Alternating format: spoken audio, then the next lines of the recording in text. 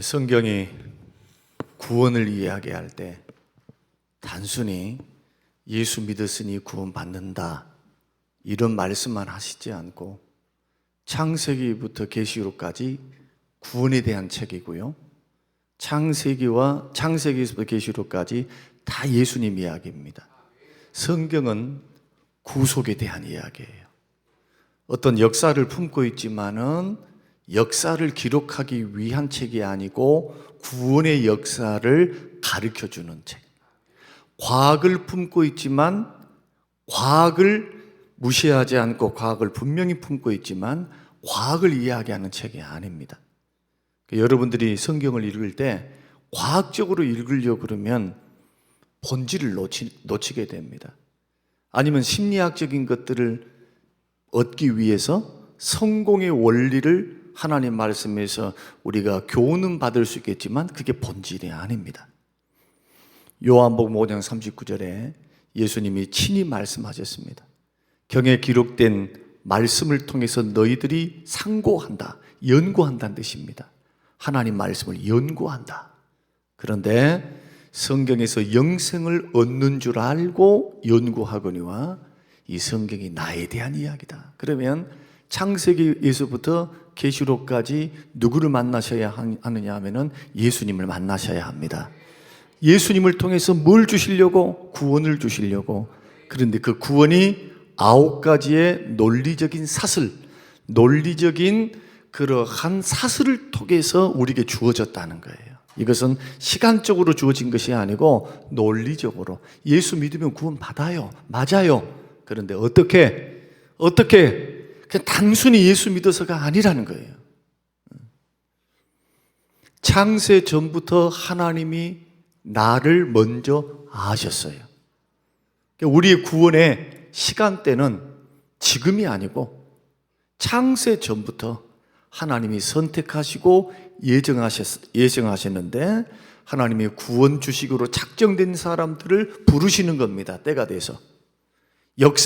대한민국에 태어난 저와 여러분들을 역사의 한 분기점에서 하나님 부르시는 거예요. 이 부름을 가리켜서 소명이다 그렇게 말을 합니다.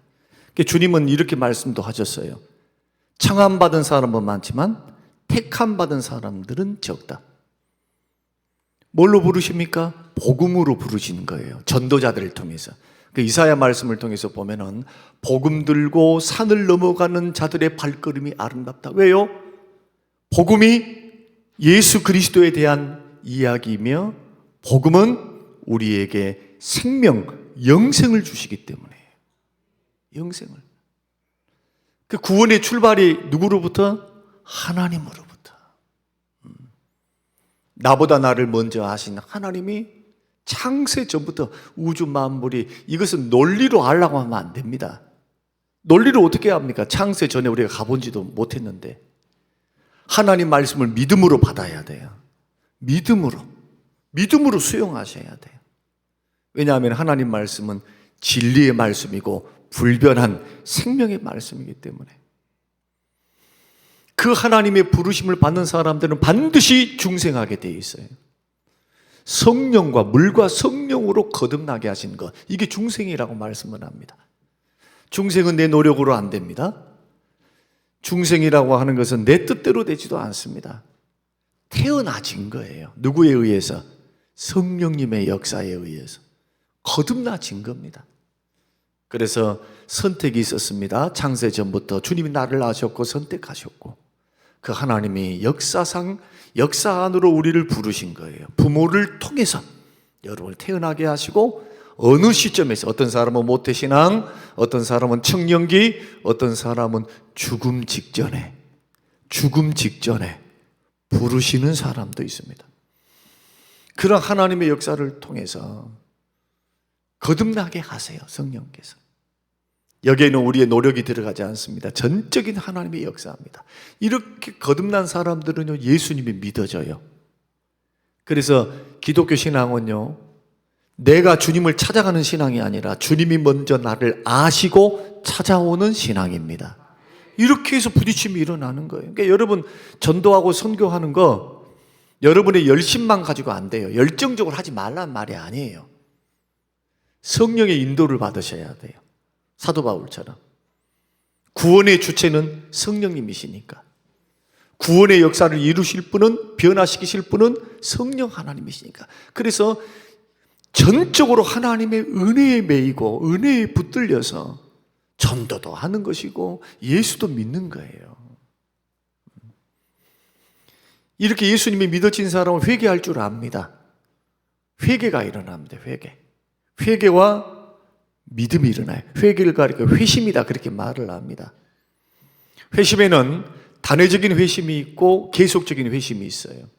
단회적인 회심을 가리켜서 방향을 바꿨다. 내가 예수를 믿기로 영접하여 믿기로 작정한 것. 그때 회개가 일어나죠. 세상 따라서 내 머리 따라서 내 생각 따라서 살았던 내가 이제부터는 그렇게 안 살게요. 방향을 전환한 거예요. 세상과 죄와 그리고 어두운 철학과 이 세상 썩어질 것만 바라봤던 내가 이제는 살아계신 하나님을 내가 알아요. 거듭났으니까. 새롭게 태어났으니까. 말씀을 배워나가면서 아버지를 아빠라고 부르게 돼요. 성령이 아니고서는 절대로 하나님을 아빠라고 부를 수 없어요. 구원받지 못한 사람은 예수님을 주라고 고백도 안 되는 거예요. 다 성령님의 역사입니다. 이러한 사람들은 계속적으로 또 회개합니다. 방향을 한번 바꾼 것만으로 하지 않고 예수 믿고 주의 뜻을 따라서 살아가고 주와 동행하면서 걸어가면서 지금 우리들은 오늘 새벽에 말씀드렸습니다마는 우리가 걷는 길은요 생명의 길을 걷고 있어요. 천국을 향해서 한 걸음 한 걸음 걸어가는 거예요. 지금 이 땅에 살면서도 죄 짓습니다. 넘어집니다. 시험에 듭니다. 약해서 뭐해서 이렇게 해서 저렇게 해서 상처도 줍니다. 하나님의 마음은 아프기도 합니다. 그럴 때 구원받은 백성은요 반드시 회개해요. 회개가 있어요. 성령께서 부담감을 주시고 성령께서 죄에 대해서 책망하십니다. 그리고 하나님은 우리를 연단하십니다. 징계도 하시면서 연단하시면서 우리를 인도해 가세요. 꽃길만 그냥 오냐 내 새끼 하고 안 갑니다. 사랑의 하나님께서 히브리서 12장 받으시는 아들마다 징계하시나니 너희들이 하나님의 징계를 받을 때 낙심하지 말라. 오히려 징계받는 것이 유익이 된다. 징계받는 자가 죄를 그쳤느니라. 하나님 절대로 손해보는 일을 하지 않습니다. 하나님이 우리를 선택하시고 부르셨기 때문에 주의 손이 우리를 붙드시는 거예요. 주의 손에 이끌려 걸어가는 길, 이것이 믿음의 길이다. 이렇게 회개도 할 줄 알고 믿는 사람들이 회개도 할 줄 알고 걸어가면, 예수를 영접하면 그 다음에 오늘 본문의 말씀이 등장을 합니다. 믿고 나는 예수 그리스도를 믿었어요. 그러면 이미 믿었다는 것은 이미 거듭났다는 거예요. 성령의 역사를 통해서 보이지 않는 무의식 세계에서, 이거 의식의 세계에서 일어나지 않습니다. 중생은 의식 없는 그런 무의식의 세계에서 하나님의 역사, 마음의 문을, 루디아의 마음을 여시는 것처럼 우리의 심령의 마음의 문을 여시고 어두운 이성을 조명 밝히셔서 사도 바울이 말하는 복음을 듣고 믿어져요.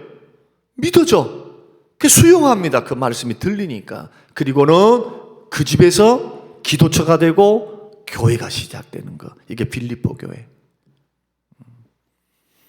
이런 과정을 밟을 때 오늘 본문의 말씀 보면 하나님께서 특별한 것을 우리에게 권세를 주시는데 그게 뭐냐? 하나님의 자녀되는 권세를 주십니다. 요한복음 1장 12절. 요한복음 1장 12절 다시 한번, 다 아시는 말씀이지만 같이 한번 읽겠습니다. 시작.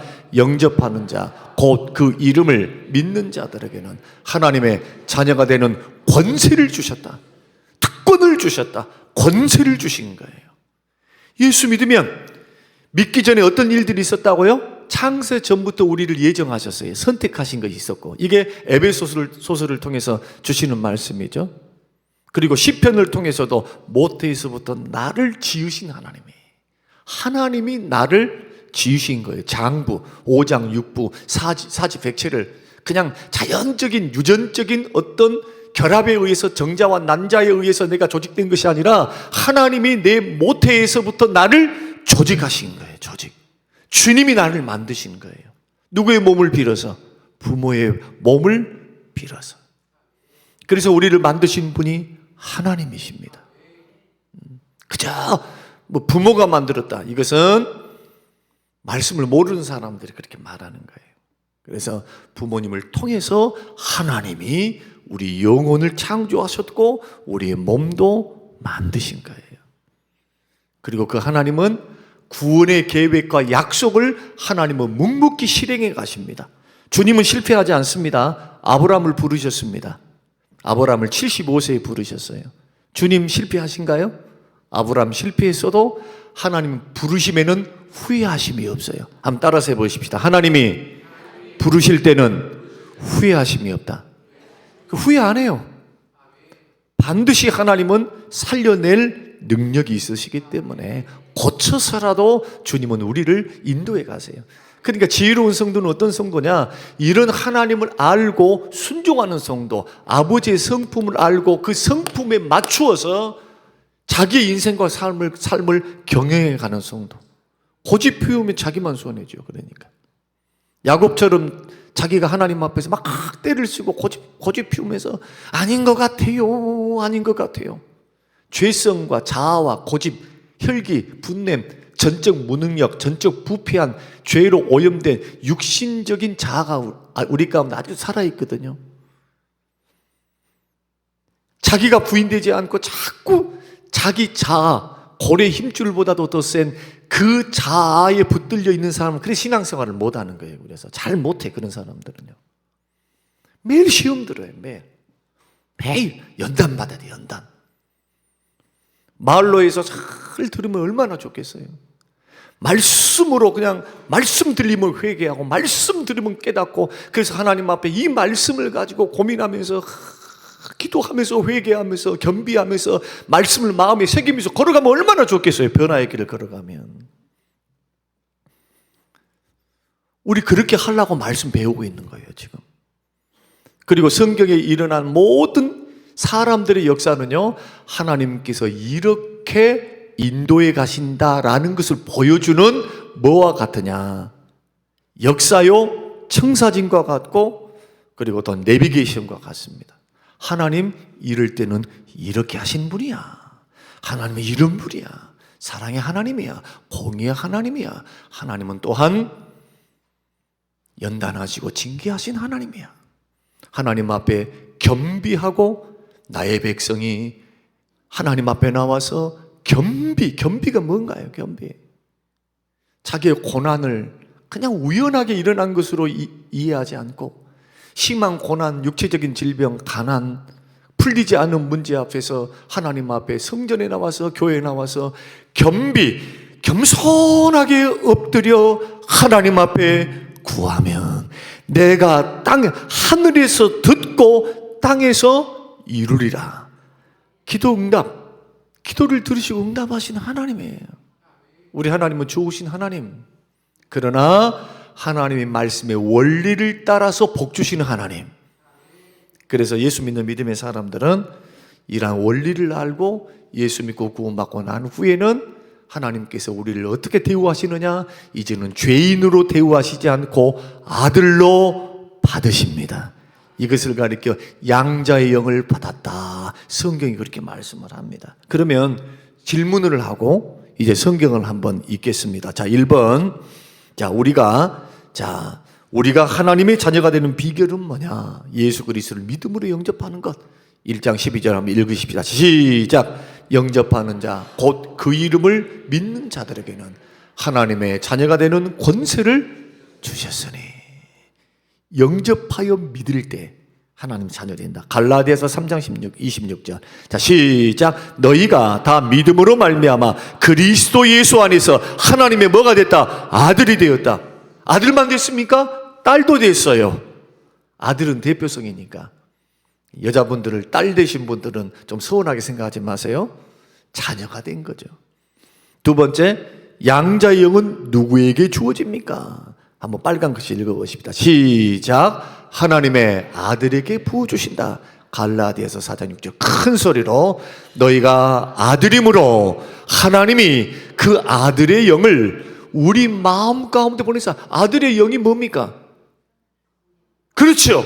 성령의 영, 그리스도의 영, 하나님의 영, 성령. 성령의 이름이 뭐냐? 보혜사, 하나님의 영, 그리스도의 영.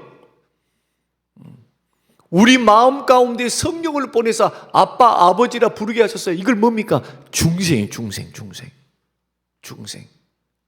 성령이 우리 마음의 문을 여시고 우리 속에서 거듭나게 하사 예수가 믿어져요. 예수님이. 누구든지 성령이 아니고서는 로마서 말씀 보니까 예수님을 주라고 고백을 못해요.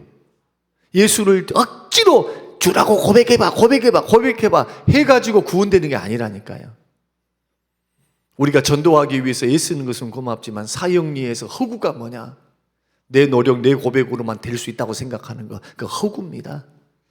우리는 복음을 증거하는 방법이에요, 그것은.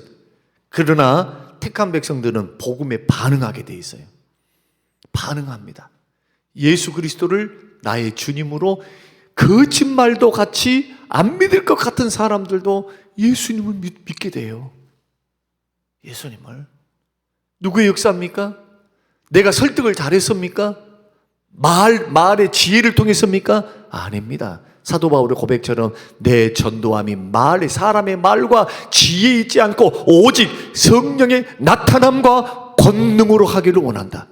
성령께서 역사해 주셔서 그 마음의 문을 열어야만 예수도 믿어지는 거예요.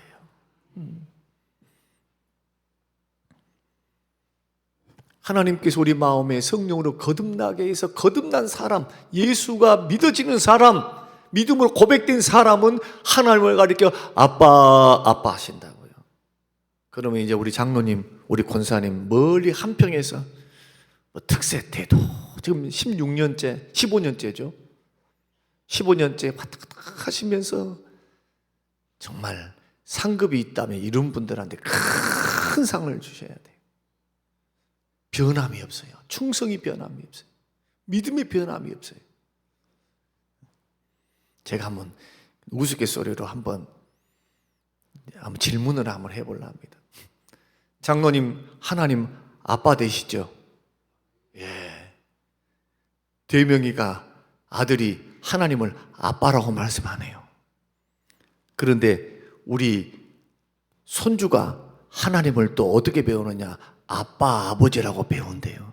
그러면 손주하고 장로님과 촌수는 어떻게 된대요? 그래서 한 가지 이야기 드릴게요.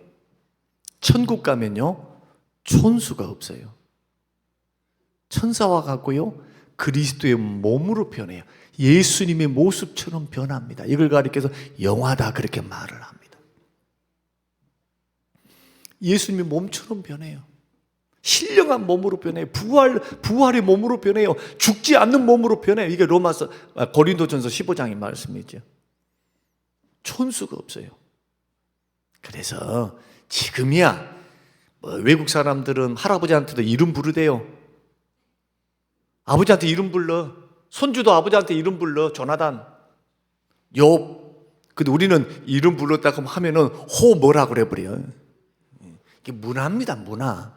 그냥 문화야. 문화. 천국 가면 모두가 한 아버지 안에서 모두가 형제 자매예요. 거기 가서 목사 있을까요? 없어요, 목사. 그러면 또 더 심각하게 말씀드릴게요. 네 각시 내 각시 있습니까? 내 신랑 네 신랑 있어요? 말은 똑바로 합시다. 없어요.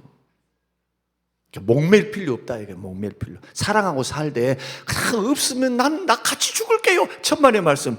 남편 죽고 아내 죽으면 잘 삽디다. 어떻게 하냐고요? 우리 어머니 안 나오셨네. 우리 어머니를 보면 알아. 뭐 없으면 못 살아요. 아니요, 다 살아. 어떤 사람은 2번 결혼도 하고 3번도 결혼하고 살아요. 그게 흠이 안 돼요. 흠이. 왜 흠이 안 됩니까? 천국 가면 네 남편 내 남편도 없고 예수 그리스도께서 아버지 하나님이 아버지가 되셔서 우리 아버지가 돼서 모두가 한 아버지 안에서 자녀가 되어서 양자 영을 받으셨잖아요. 하나님의 자녀들이에요. 모세 어르신도 형제예요. 모세가 높아요? 예수님이 높아요? 한번 물어볼게요. 자, 모세가 높아? 예수님이 높아요? 예수님이 우리를 가리켜서 뭐라고 하기를 부끄러워하지 않으셨어요? 성경에 보니까 제자들을 가리켜서 내가 너희를 뭐라고 말하기를 부끄러워하지 않는다. 뭐라고? 형제. 예, 말씀 안 읽으셨나요? 예수님이 형제라고 말씀해요. 형제. 나와 너희들은 형제다. 그리고 너희들은 서로 형제야. 뭐가 높고 낮음이 뭐가 있어. 나이 고와 교회 안에서 물론 문화는 반영해야 되지만 그럴 필요가 없는 거예요. 우리가 천국 가면은 주님 안에서 모두가 흰 세마포 입고 천사들처럼 슬픔도 없고 아픔도 없고 괴로움도 없고 다시 죽는 법이 없는 영원한 천국에서 영원토록 주와 함께 살아요. 그래서 우리가 아들 되었고 자녀 되었기 때문에 상속을 받습니다. 뭘? 천국을 상속받는 거예요. 이거 이제 다 안 찾았는데 다음 주 안 했던 거 다음 주 할게요. 다음 주는 우리가 한번 읽어보고 성경을 또 읽어봐야죠. 목사님이 헛소리 하는지 성경에 있는 말씀 하는지. 오늘 설명드렸죠. 그래서 예수 잘 믿는 사람은요, 이 땅을 나그네와 행인같이 살아요. 히브리서 11장 보세요. 히브리서 11장. 11장의 믿음의 사람들은 다 본향을 바라보며 이 땅에 나그네 인생 살았어요. 절대 집착할 필요 없어요. 너무 집착하지 마세요. 왜? 내가 하나님의 자녀, 예수를 믿음으로 하나님의 자녀가 되었기 때문에 천국과 영생을 상속받습니다. 이러한 확실한 은혜 안에 저와 여러분이 믿음으로 서 있으니 이 지금 꿀릴 게 뭐가 있어요? 좀 가난해도 당당하게 살고 담대하게 살아야죠. 예수 믿는 사람은 어깨를 쭉 펴고 살아야 돼요. 설령 약해서 넘어져서 실수해서 좀 부끄럽다. 그게 부끄러운 거예요. 그것은 그냥. 그러나 내 아버지가 누구라고요? 하나밖에 없는 독생자를, 죄인된 나를 구원하시고 나를 살리기 위해서 십자가에 죽게 하시는 사랑의 아버지세요. 그 아버지께서 우리의 연약함을 붙드시고 우리를 사랑하사 넉넉히 일으키시니 교회를 나올 때는 부끄러워하는 마음 조금 있고 좀 뭘 못했다 어쨌다 저쨌다 이쨌다 이런 마음이 조금 있을 수는 있어요. 근데 거기에 그냥 팍 매여가지고 꽉 붙잡혀가지고 마귀에게 그냥 질질 끌려서 야, 니는 루저야. 너는 못났어. 네 이것도 안 했지 저것도 안 했지 막 정죄하는 마귀의 정죄에 너무 큰 소리 듣지 말라니까요. 그런데 나의 약함, 나의 부족함, 이 모든 것들을 십자가에서 용서하시고 이미 받아들이기로 이미 작정하신 그 하나님의 넓으신 사랑만 의지하고 나와 있어야 돼요. 그래 자유가 있죠. 자유. 진리가 우리를 자유케 하는데 예수는 이렇게 믿는 거예요. 그래서 하나님의 자녀답게 여러분 누구 눈치도 보지 말고 나를 사랑하시는 주님 앞에 여러분 있는 모습 그대로 나오시되 하나님의 자녀됨에 대한 정체성을 가지고 믿음의 길을 걸어가야 돼요. 그래야 마귀가 벌벌 떨지요. 흔들 수 없어요. 이런 은혜가 양자의 영을 받은 우리의 권세다. 자녀의 특권을 우리에게 예수 믿는 사람들에게 하나님이 주셨다. 따라서 해봅니다. 나는 하나님의 자녀입니다. 하나님께서 천하보다도 더 귀하게 여기시는 하나님의 자녀입니다. 이런 고백이 저와 여러분의 고백이 되시기를 주님의 이름으로 축원합니다. 고마우신 아버지 하나님 감사합니다. 우리에게 양자의 영을 주시고 성령으로 말미암아 하나님의 우리의 아빠 되심을, 예수님 우리의 주님 되심을 고백하게 하시고 천국을 상속하고 영생을 상속할 수 있는 특권과 권세를 주시니 고맙습니다. 부족해도 싫다 버리지 않고 약해도 싫다 버리지 않고 십자가의 공로로 우리를 살리시고 인도하신 하나님, 우리의 손을 붙잡고 천국까지 인도해 가시는 목자 되신 하나님, 부족함이 없다고 고백하며 믿음으로 승리하며 걸어가도록 우리를 축복하여 주시옵소서. 감사드리오며 예수님 이름으로 기도합니다. 아멘. 지금은